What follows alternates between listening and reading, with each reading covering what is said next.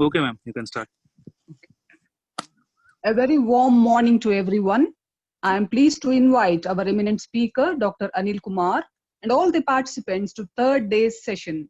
In yesterday's session, we had an opportunity to gain some insight into machine learning types, algorithms, different parameters of neural networks, activation functions, etc. with examples. We enthusiastically look forward to today's session. I humbly welcome Dr. Anil Kumar to commence the session. Yeah, thank you. Let me share the screen.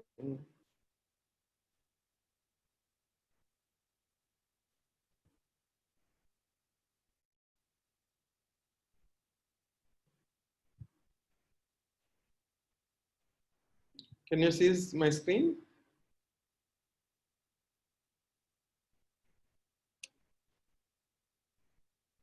Yes, sir, it is visible, sir. You can start, sir. Yeah. Participants are there. Most of them are came. Yes, sir. Yes, sir. 40 members came, sir. You can start, sir. It is already full. No problem. You can start, sir. They will join in the middle. So today's session will talk on how to build a speaker recognition using Gaussian mixture models and neural network models, and also I will show you the demonstration of those systems using Python. Okay.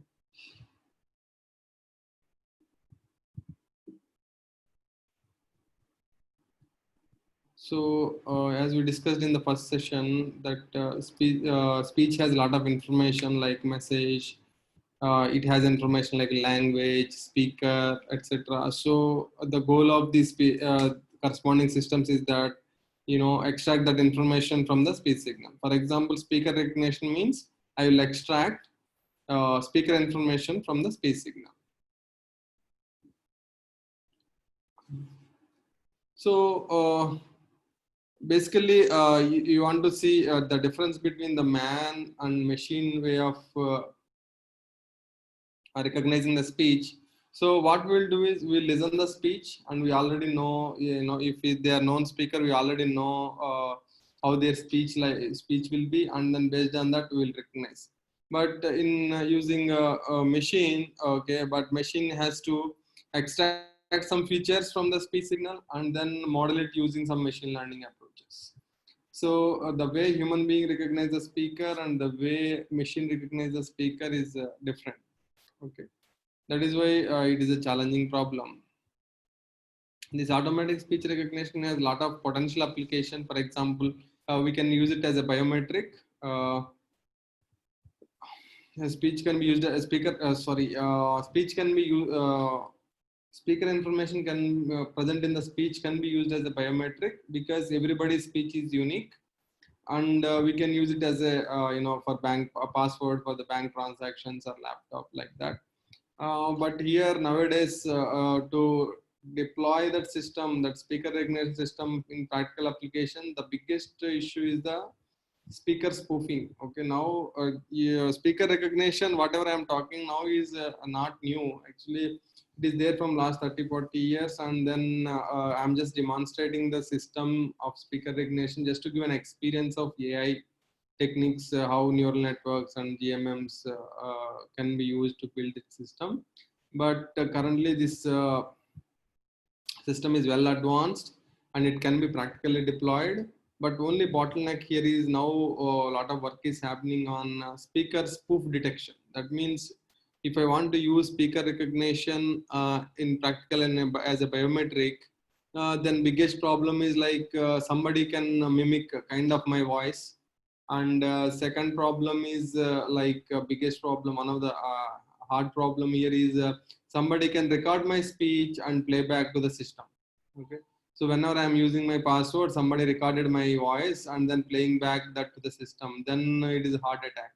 If quality of recording is good, then system can't distinguish between original speech and the spoofed speech. And other thing is like now technology of speech synthesis advanced. Then if I have 1 hour of speech, I can generate any that person voice. So these are the different attacks like voice conversion or speech synthesis attack. and this replay attack. So these attacks to this speaker recognition system is getting a lot of attention now. A lot of work is happening in that direction. One of my PhD student is also about to submit his thesis on speaker spoof detection. So that is not that I am not talking on, but if you want to know the what is happening, just I want to inform you. And this also can be, speaker recognition also can be used for speaker forensic investigation, because maybe we can get the recordings in through mobile exchange or through some other recordings. Whenever some events happening, some unfortunate events happening, then by using speaker recognition, we may detect the speaker, who is that speaker, who is there in that conversation. Okay, so for forensic investigation also, the speaker recognition is useful. And there are 3 types of systems in that. The most popular, or the system what is called speaker recognition, is only that text independent speaker recognition. Okay, that is the system what we usually build. Okay, in the out of these 3 categories also, main important one is speaker recognition versus speaker verification. Okay, speaker recognition, it is the same for, this is anyway same for any recognition versus verification problem. That is a flower recognition versus flower verification. The name itself tells no. Flower recognition means I don't know what flower it is. I will test with all the models and say that what flower it is, depending on the probability, highest probability. For example, flower verification. For example, if you say flower verification means I will tell it is some flower, then that system has to verify whether it's a correct claim or not. Okay, verification. That is means 1:1 problem. For example, in speaker recognition, identification means I will take one test case. I don't know who is that speaker. I will test with all the speaker models, and if you say particular, based on the probabilities of the models, we'll say that test case is this test case belong to particular speaker. On the other hand, speaker verification means I will say I'm Anil. Then system will take my model and see that whether it is actually correct or wrong. If it is somebody is wrongly claiming, we should reject them. If somebody is rightly claiming, we should accept them. Okay, verification means we have to verify 1:1 problem. This identification is 1:n problem. Usually in identification problems, we usually prepare a confusion matrix. Confusion matrix means we take this some particular test case and we'll say that where it is getting recognized. Okay, we'll start filling that confusion matrix. From the diagonal elements of the confusion matrix, we'll calculate the percentage. Okay, speaker identification or any identification problem, we will evaluate based on percentage. I will show you in the demo that percentage. And speaker verification or any verification problem is evaluated based on equal error rate. There is something called EER, equal error rate. That means whenever it is 1:1 problem, no, I will put some threshold, probability threshold. If it is more than threshold, I will accept the speaker. If it is less than threshold, I will reject the speaker. Okay, whenever I will get a test case and I claim that he is a particular speaker, I will take a particular model and test it. Then if probability is more than some threshold, then I will accept.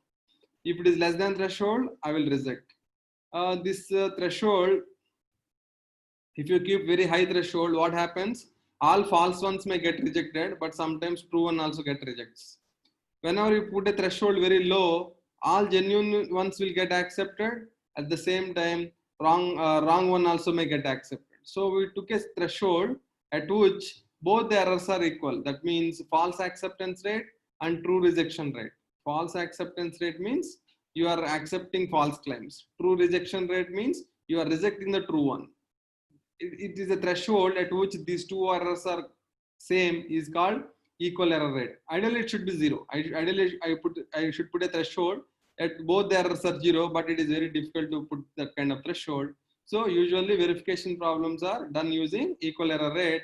But as we are building now today, we are building only identification system. So we will evaluate based on percentage. I will show you the confusion matrix and percentage. If you're already working in machine learning or AI, you already know these basics. And text dependent versus text independent means, for example, like a password. Okay, I want to use not only I will speak, at the same time I will speak a particular code word or like a code sentence. Then that is a text dependent speaker recognition. I should speak, but I should speak particular sentence only. Then that is the text dependent actually.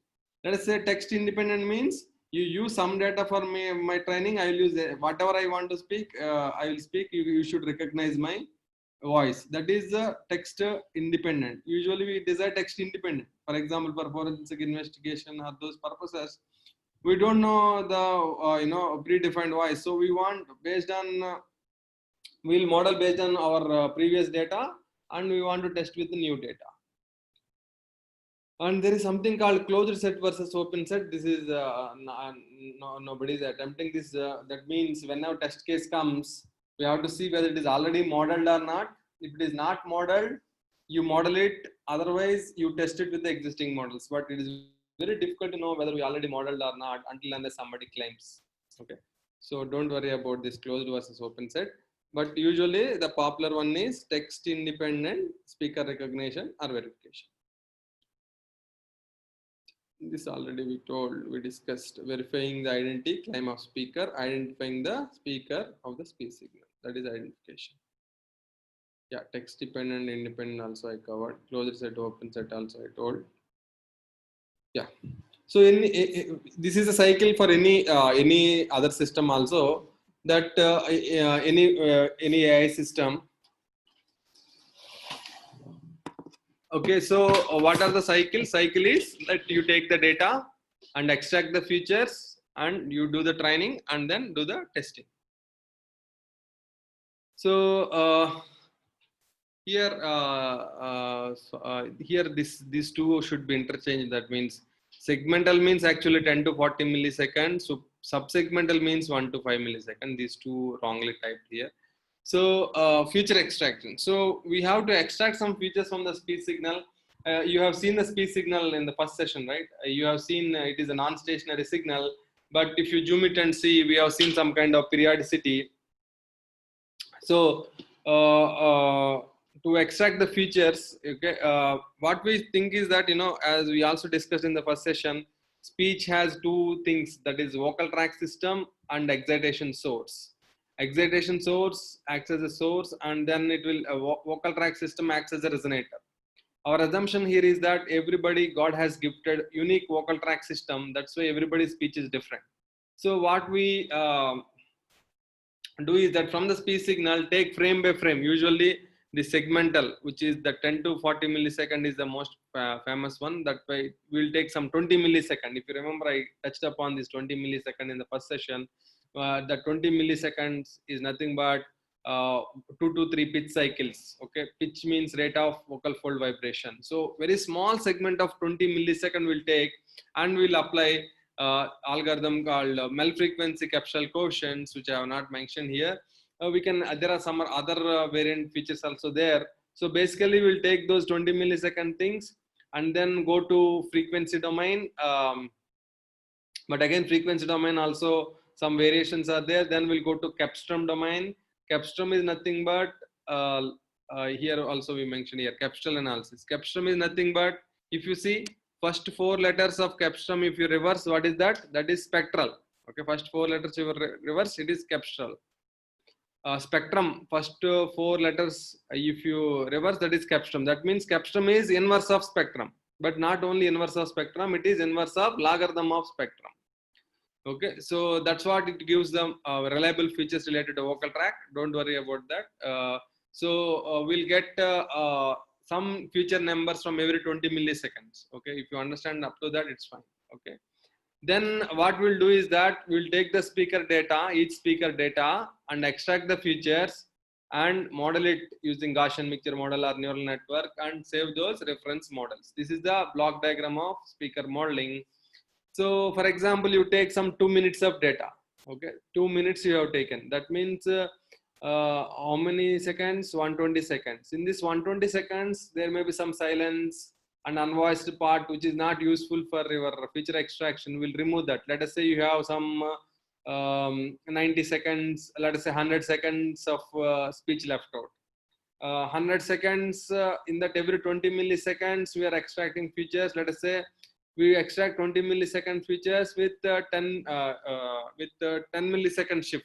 That means my first frame is 0 to 20 and next frame is 10 to 30, because they want to use some that Hamming or Hanning window to give importance to the each part. So we'll shift it only by 10 milliseconds. So so let us say 100 seconds, and every 100 milliseconds you are getting 10 features, and 1 second means 100, and you have like that 100 seconds, so 100,000, 10. Let us say you have some 10,000 features for every speaker. Roughly we have, let us say, 10,000 features. Because why I'm calculating that, it has some meaning, because while giving the demo it will be useful. Okay, let us say I'm roughly getting some some 10,000 features. Or let us say you don't have 100 seconds of speech, you have only, let us say, 50 seconds of speech. Then I have 500 feature vectors, sorry, 5,000 feature vectors. These 5,000 feature vectors are representing a particular speaker. In late 90s, okay, they want to model the speaker recognition. They got some features like these feature vectors, like 1,000, 2,000, or whatever, let us say 5,000 feature vectors they got. They want to see how to model these features, how to model this. Then they thought, you can use any model, like existing models, like any machine learning model we can use. But there in the late 90s, before neural network comes, this Gaussian mixture model is one of the famous approach in speaker recognition. Okay, what it means is that you take the speaker data and that 5,000 features, you fit them into multiple Gaussians. You fit them into multiple Gaussians rather than one Gaussian. Usually, whenever data is more, and you want to fit into some distribution, then if no distribution is fitting, then we'll assume it as a Gaussian. So here in this 5,000 feature vectors, I don't know what distribution it will fit in. So to model them, I am modeling as a Gaussian mixture model. Okay. Gaussian means all of you know, I think Gaussian. Gaussian will have mean and variance. Gaussian mixture model means I have 3 parameters. Gaussian mixture model: weight, mean, and variance. 3 parameters will be there: weight, mean, and variance. Weight means weight for each Gaussian, mean for each Gaussian, and standard deviation for each Gaussian. For example, you take this example. Let us say I have taken some 5 Gaussians, and I modeled one speaker, 2 speakers. Let us say red is one speaker and green is one speaker. You can see that the distributions are different for different speakers. The weights, means, and variances what you got for different speakers are different. Okay, so in that way, whenever you get a test case, you can I hypothesize that corresponding model to that speaker, the text case will give you the high probability. So we are fitting that into with the multiple Gaussians. Now here the question is, having more Gaussians is good or less Gaussians is good?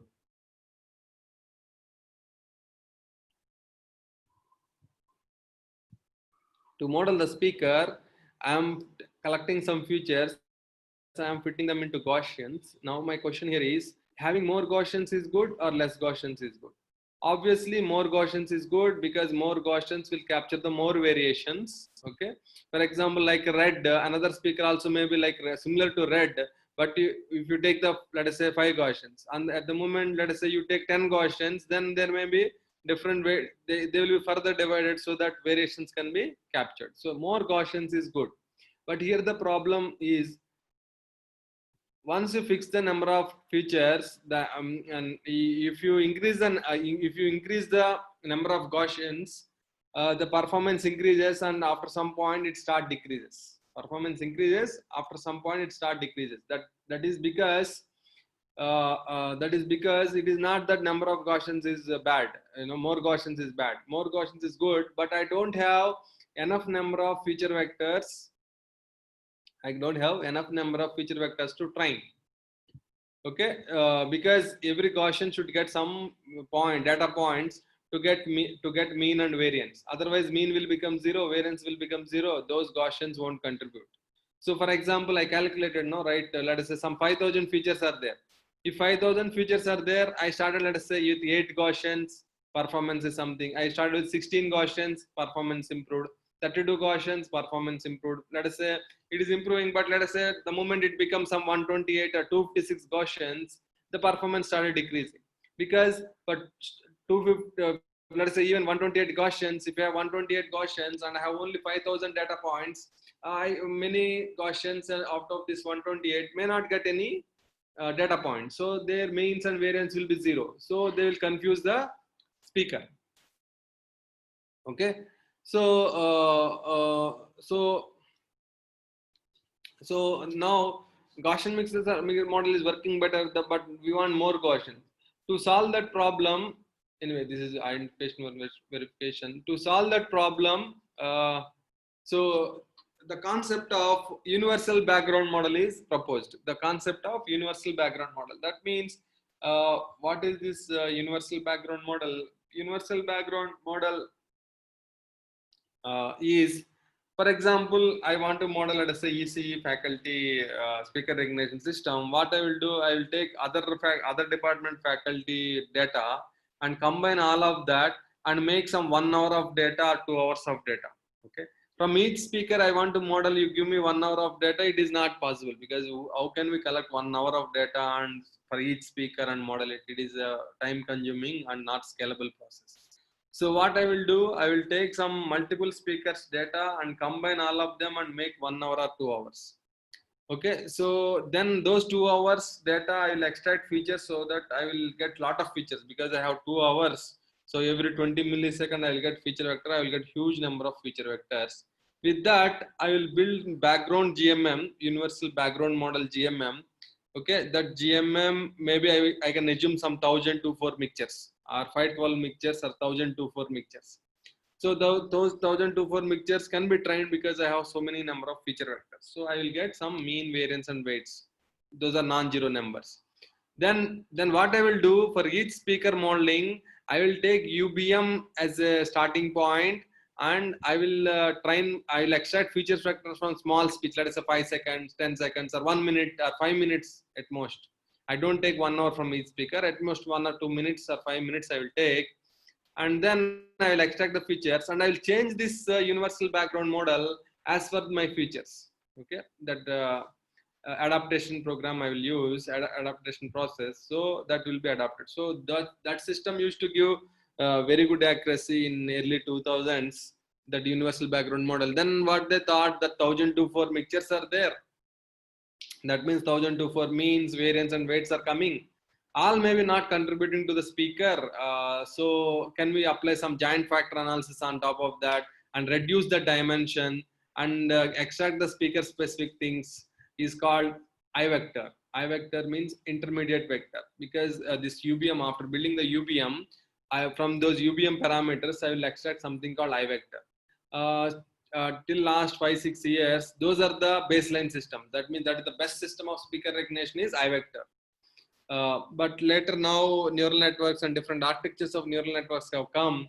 Now if you ask what is a baseline system, the baseline system is deep neural networks with attention architectures. Okay, with attention architecture, that is becoming the baseline for that become the baseline for the speaker recognition system. Okay, so yeah, these are the numbers. Okay, I think we got some vague idea on what is speaker recognition and how it is evolved over the years. So let me demonstrate this using I usually earlier demonstrate these systems using MATLAB, but now it is better to move it to Python. So now these demos are in Python. Just for your understanding, I am just taken some sample train data from some 10 speakers. I have 1, 2, 3, 4, yeah, 10 speakers. And each speaker I have taken some 8 files, 1, 2, 3, 4, 5, 6, 7. Yeah, each speaker some 8 files for training. Okay, some 8 files for training, and for testing, and each speaker I took some 2 files for testing. Okay, 2 files for testing and 8 files for training. Okay, and let me open Now for demonstrating this, I am using IPython. Okay.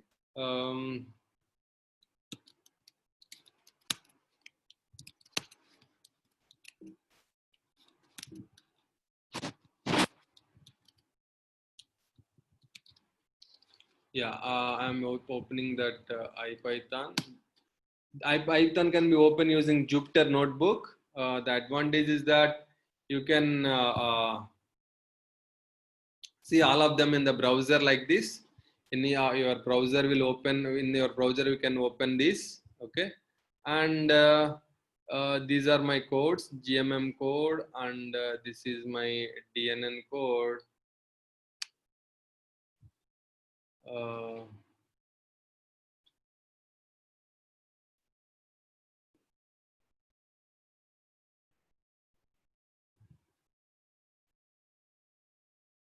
You can see the advantage here is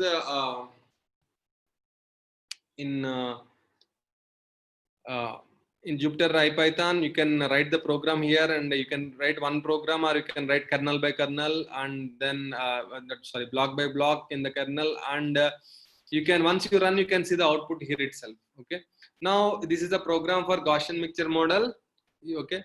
These are the packages of Python which need to be there to calculate the Fourier transform and plotting the things and all. And this package Librosa is the package which required for feature extraction from the speech. And to build your Gaussian mixture model, there is a package called sklearn. This has programs for Gaussian mixture modeling and conventional machine learning model. Or you can use, there are other libraries called PyTorch like that, and all of them are free. So only thing is that you should know how to make use of them. And now here these are the parameters for some of these parameters for feature extraction. Don't worry, but here the parameter which can vary, now I can vary. Yesterday also we focused that I have only few parameters in conventional modeling to vary, but on the other hand I have so many parameters in neural networks to vary. So this session I will also make use of that point. So this is the programs for Gaussian mixture model. Okay, so here I have once my things are fixed, I have only this parameter called number of mixtures, n underscore mixtures. I can vary with 8 to 16 like that. And as we discussed, if the number of mixtures are increasing, the performance increases, and after some point it start decreases because we don't have enough number of feature vectors. I took only 8 files. No, 8 files means hardly, if you remove silence and all, you may get some 15-16 seconds of speech. From 15-16 seconds of speech, we'll get very, let's say 1500 features like that. That 1500 features are not enough to train very large number of mixtures. Okay. And any machine learning algorithm, in any machine learning approach, or on any problem, the sequence of steps are similar. The sequence of steps are: take the data and divide it into training data and test data, and from training data you extract the features and save it, and from test data also you extract the features and save it, and from training data you take the features whatever you extracted from the features, you train the models, you save those models. Now we have models as well as test features. Both of them you make use of them and create a confusion matrix and give the percentage. So these are the steps. So we have written here, these are the initial packages, and then this is a step for training feature extraction. Okay, this will extract the features, and then we'll also training the Gaussian mixture model, and we say that training got completed.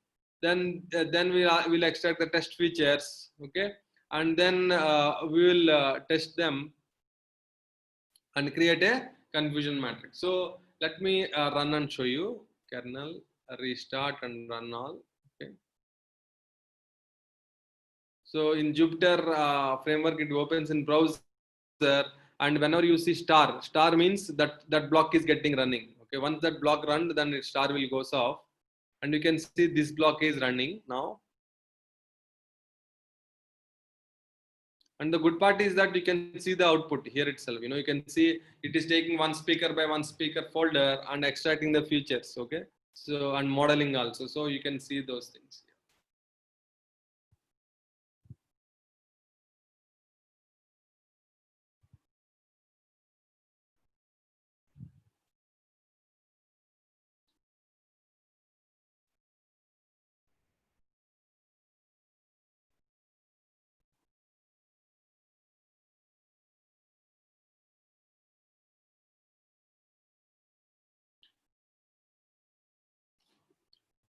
So now training got completed.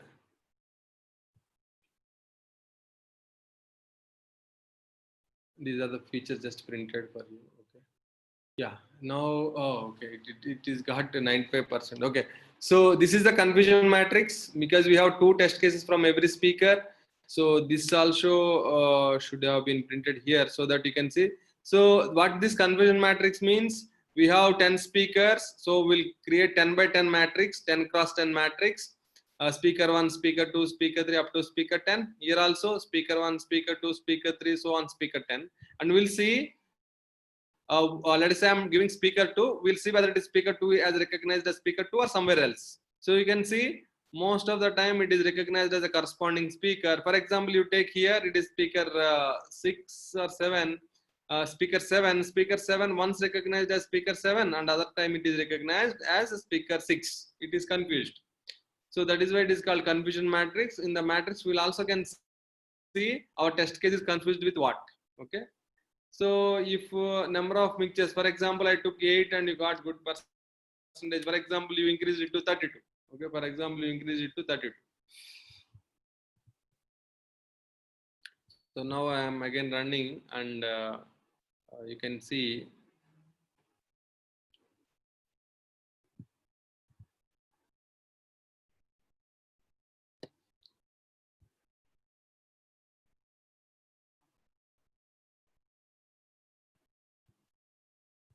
One by one running is going on.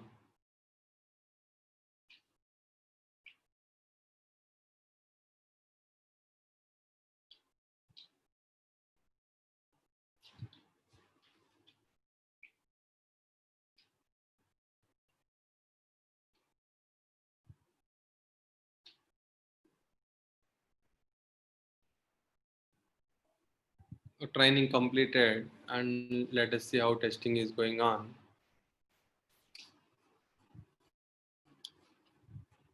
Okay, you see a number of what happened now here, number of mixtures increased. Now the percentage got reduced. It should have been improved, but if you have enough number of features, but as I don't have enough number of features, the performance start decreasing. But let us say I got earlier 90 or 95 whatever, and now I got, after that if I want to fine tune my parameters, I don't have any parameters to fine tune here because I have only parameter in my hand here in Gaussian mixture model is the number of mixtures.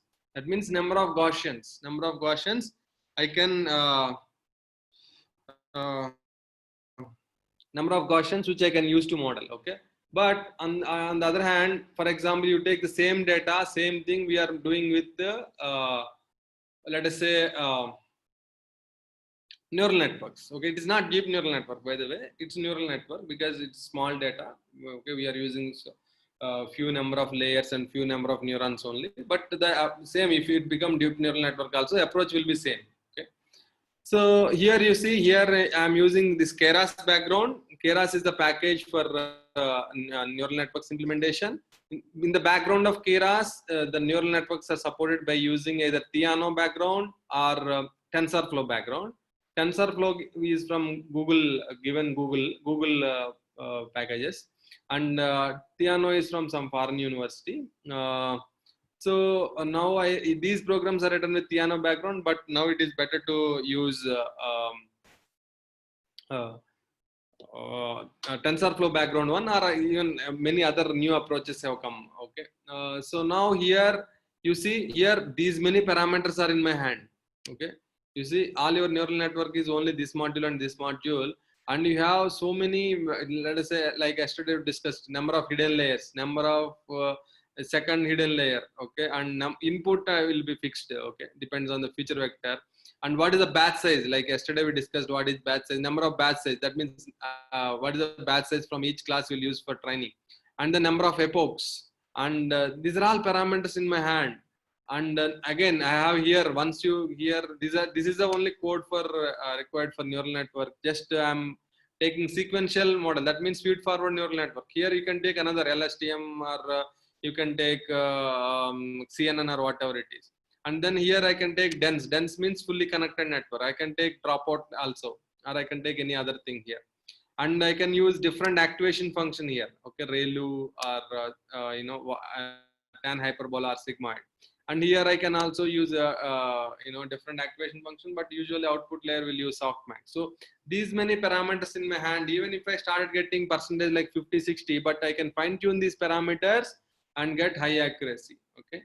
That's why they are getting famous. Okay, now some parameters are fixed. Let us see kernel and restart all, restart, and see what percentage we will get.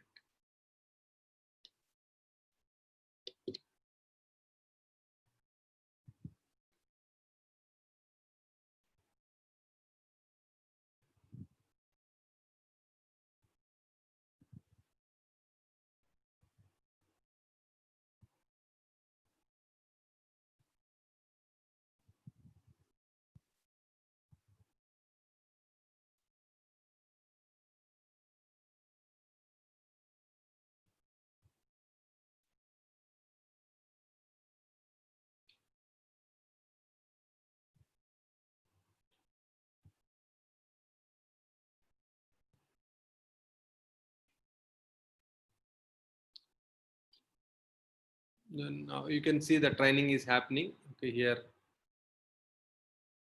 7th epoch is happening. Okay, that means yeah, 8th iteration is happening.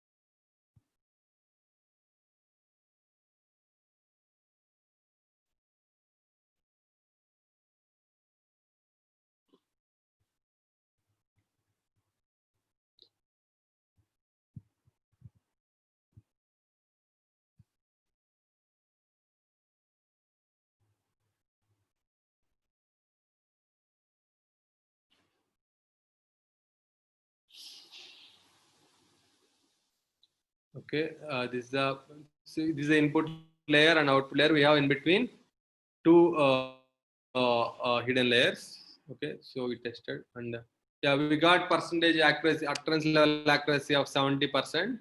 Okay, so this is the confusion matrix at the frame level. That means usually what happens is that we'll take one, let us say, one sentence as for testing. So that also we'll get a decision from every 20 milliseconds.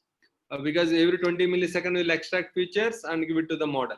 So every 20 millisecond we'll get the feature vector and get the decision. This is a frame level decision based on the, let us say, majority of the frames are saying it is a particular speaker, then that particular speaker will be selected. So you can see frame level accuracy may be less, but utterance level accuracy will be high. So to address this problem, this normal neural networks will take frame level decision. To address this problem, now current thing is that DNN with attention. That means anyway, I will show those 1 or 2 slides on DNN with attention. Before that, what I am trying to emphasize here is that we have so many. Let us say we got 70 here. Now let me change the batch size and let me change slightly the number of neurons and see what happens.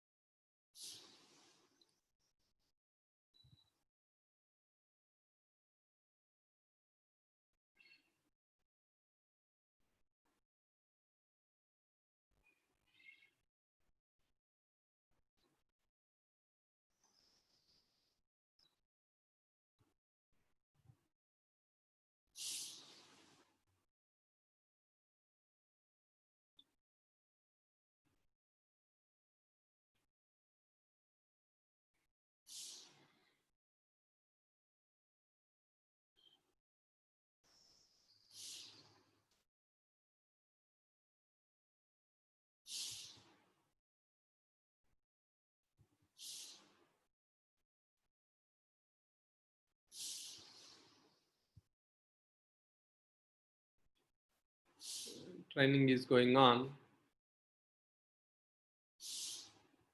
Okay, training last iteration is happening. Yeah, done. Yeah, you got same 70%. That means the model parameters what you have changed also not changing the performance. Still, what you can do is you keep on try with the different things. Let us say you keep it this 60 only and make it this as 35. And yeah, batch size maybe 10.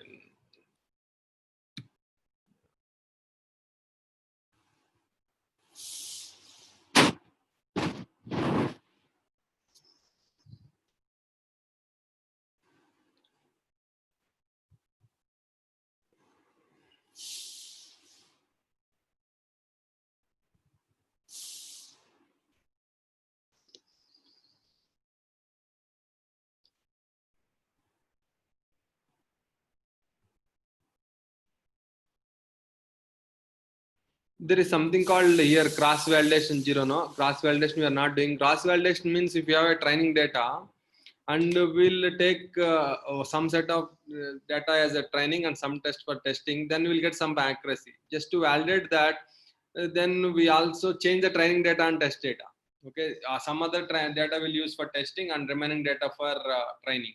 Like that we can do. That is also called multi-fold validation. Multi-fold validation will make sure that if you change the training data, test data, how your system is working. Okay, it's not that particular data I'll use for training and particular test data I'll use for testing. Then my accuracy, you got high accuracy. Then we can't say this is my system performance, because we have to thoroughly test your system. What will happen to your system when you change the training data and test data? So that cross validation is also very important. Our multi-fold validation of your system is very important. Usually we use some 5-fold validation or 10-fold validation. That means you will divide your data into, let us say 5-fold validation means you will divide data into 5 parts. Let us say 4 parts you will use for training, 1 part for testing. Again, remaining you will change the test block into another module, and remaining 4 you will use for training, like that. So we'll complete all 5 times training and testing, and we'll see what is the accuracy, average accuracy. That's what we'll report it to the community, that this is what my system performance after doing the cross validation or multi-fold validation.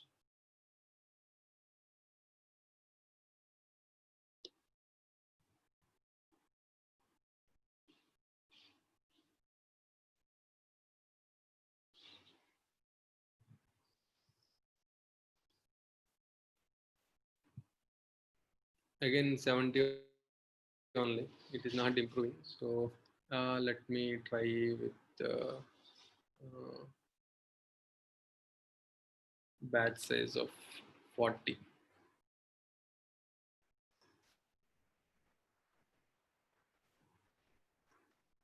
Let it run. Meanwhile, we can also see what is this attention mechanism.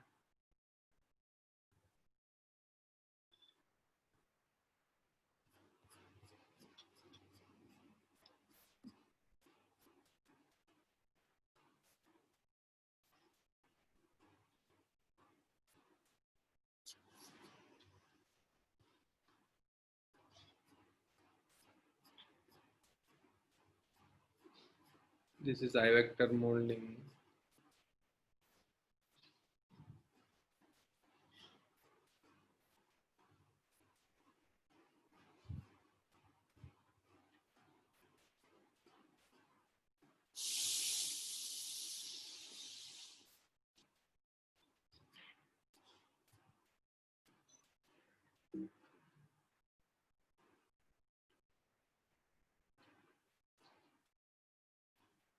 We got same 70. We are stuck at 70. Okay.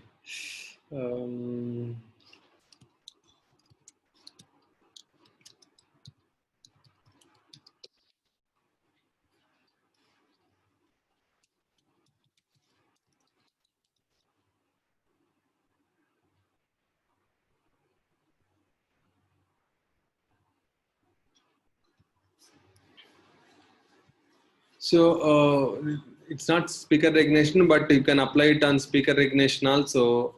So we proposed something called DNN with attention. for speaker recognition also it is already proposed. So what is this DNN with attention is, you have neural network. What we'll do is that we'll take the last hidden layer hidden layer outputs, okay, and then this is for one feature vector, this is for other feature vector, like that. Let us say I have t feature vectors. I will take that and I will weigh them from the another small neural network, that is attention network, which is already trained using this while training time.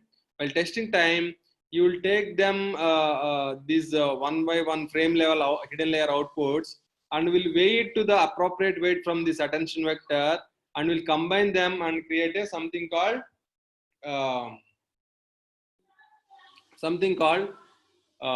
context vector. Based on this we'll take a decision. So we don't take the frame level decision, we are combining all of that and taking the utterance level decision. That is what giving better performance nowadays. Okay, so the state of the art, if you ask, the state of the art speaker recognition systems are using DNN with attention, or DNN with multi-head attention. That means instead of one attention, they are using multiple attention networks. Okay, so and more importantly, now a lot of work is happening. Now a lot of work is happening in speaker spoofing thing. Now speaker recognition got some saturation, means they are giving better performances, those systems. Now to deploy them practically, this speaker spoofing is the biggest bottleneck. So now people are building a system. That system main purpose is that before giving to the speaker recognition system, you have to verify and see whether it is a genuine input or whether it is a spoofed output. So sometimes, let us say for mobiles and all, we can also use, like instead of this spoofing system, we can also use some camera or something, that whether the person is live speaking, then only take that input.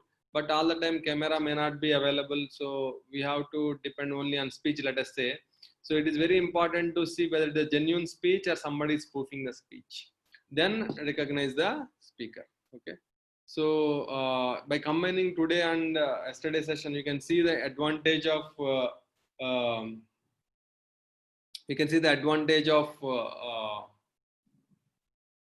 neural networks over Gaussian mixture model. Here we have so many parameters to fine tune, okay, compared to conventional machine learning model.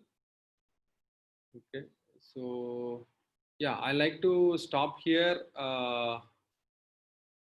So I'm happy to take some questions.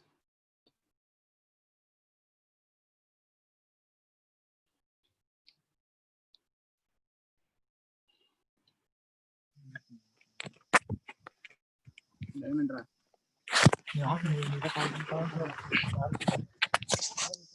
can type in the chat box so that everybody can see and I can answer.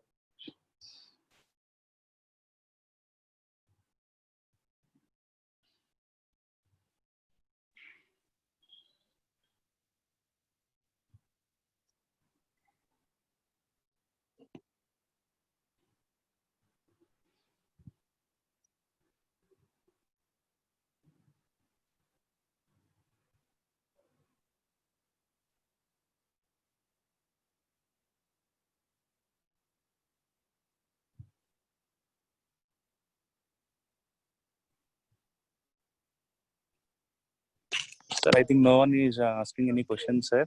Chat box also it is empty. Means nobody Yeah. nobody understanding anything, or nobody want to answer. No, the people are asking. Let us see. Okay. Which model is best to recognize speech? Speech recognition, or you want to ask speaker recognition? For speech, whatever may be the model, now best thing is neural networks only, but different architectures of neural network. In speech recognition, that RNN, recurrent neural network, followed by CTC, connectionist temporal classifier, that is the baseline model. And for speaker recognition, it is DNN with attention architecture. Can a system can recognize the speakers based on pitch if number of speakers were increased? No, pitch is not enough. Pitch only is not enough. For example, you want to recognize the people. Do you think that roll number is enough?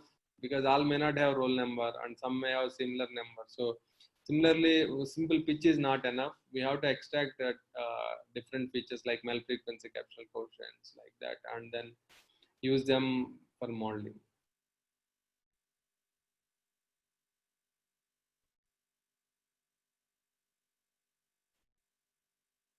Want to start career in speech processing? You have to it is same cycle is same for research cycle is same for any area. You have to get the basics of it and start reading the papers and then work accordingly. Now a lot of material related to speech processing is available. Okay. So right now the thing is that conventional machine learning, conventional speech processing problems are very difficult to address because they come to very saturation stage. So better is like identify, try to combine speech plus music or speech plus text, or take the practical problems like speaker spoofing, what I discussed, or any other problems related like that.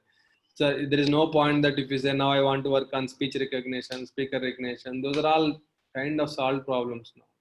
Okay, so you should be careful while selecting the problem. So what are the features that can be considered for speech processing other than MFCC and pitch? Yeah.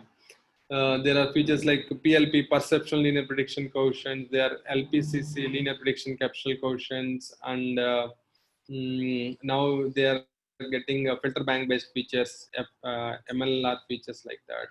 From spectrogram, we'll extract some filter bank based features. But out of all these, this MFCC features are giving better results for over the years. Yeah.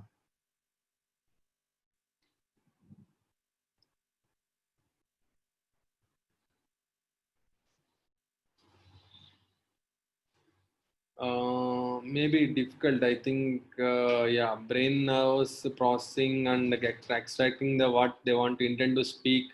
The main thing is everything is machine learning, right? So if you have good amount of database mapping the nerves and uh, mapping the nerves and voice, if you have huge amount of data like that, and then we may uh, uh, we may try to build that system. Now everything is boiling down to availability of data. There may be exciting applications and ideas, but if you don't have a amount of data related to it, we can't do much.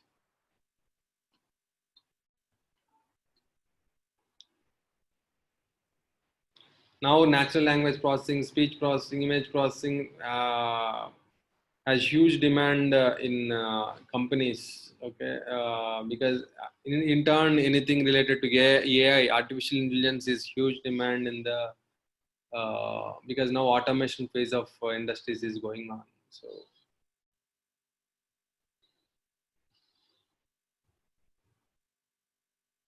yeah, background noise, there are, that is also kind of saturation field. Lot of techniques are there. One is like simple spectral subtraction, estimate the noise spectrum and subtract it from the speech spectrum, or minimum mean square estimation, or now the latest technique, if you want to ask, they are now, even for speech enhancement, they are using the neural networks. You give the noisy speech and neural network will give output of clean speech. I have not yet explored. I have done signal processing based speech enhancement, but I have not yet explored speech enhancement using deep neural networks. But if you ask state of the art, now people are using neural networks for that speech enhancement also.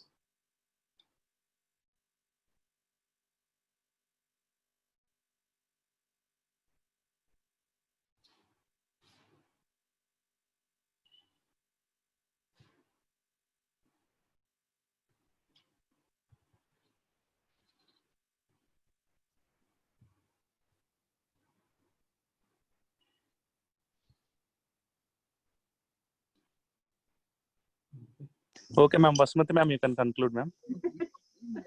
Thank you Aditya, for facilitating us with much required knowledge regarding speaker recognition using different models in today's session. We would also like to extend our gratitude to all the inquisitive participants for all your cooperation. Have a nice day. Thank you. Yeah, thank you.